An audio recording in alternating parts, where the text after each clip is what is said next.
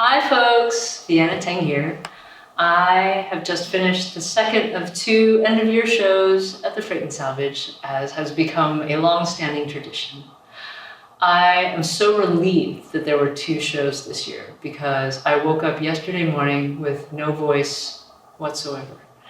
And unfortunately, it's actually been an occurrence that has happened multiple times this year, 2024. So in May, when I was touring in New Hampshire and playing at an amazing place called the Word Barn, also 2 nights, the first night I got through like 4 songs and then my voice gave out. And so thankfully I went to go in and see an otolaryngologist the next day who prescribed me with magical corticosteroids, which basically temporarily give you your voice back. So I was able to play that second show and I still had a few doses of those meds. And in September, it struck again. I got on a plane and got off the plane and then didn't have a voice anymore. And it happened again flying out here to California. So post-COVID, weird things are happening.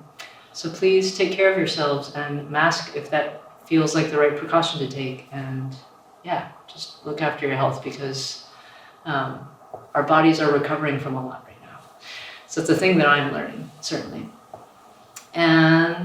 But it has been so cool to spend this year putting out new music, making music videos, making new merch, just running a bunch of different experiments. On social media, you may have seen that our postings have gotten more frequent and experimenting with different topics and tones and things like that. So that's all part of me relearning what it is to be an independent musician in this era. And one of the things that also leads me to is 2025. Someone asked me out there in the lobby after the show, have any New Year's resolutions? And mine was to write more songs and to have fun doing it.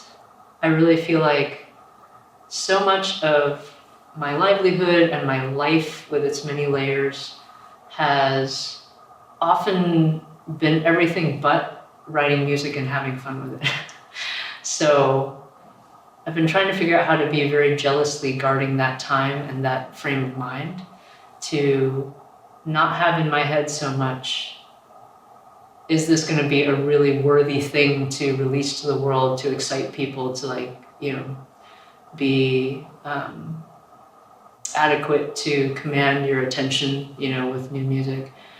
Because it's a lot of pressure to put on a creative process. And I realized I should just have more fun doing it. I should just set aside time and play around and just do things that seem fun to me and not care where it goes, because so much of the music that you all have listened to and fallen in love with began that way. And I might as well go back to the part that we all had fun with, right? That we all enjoy and that are still enjoying. So that's been my main goal. And I hope for you in 2025, you also take stock of how do I want to put my energy? And there's some places where I don't have a choice about that. And there are other places that I do. And there are other places that I can't even plan for where my energy will go. And I hope that for that piece that you do have some agency in, that you think about it, that you look at it and say, how do I want to use this time and this attention? So I hope that 2025 brings for you a new sense of the preciousness of your own time, of your own talents, and of your own energy, and of your gifts that you bring to the world. And as always, I would love to hear what you're up to. So feel free to leave a comment or contact me wherever, and I will see you out there in 2025.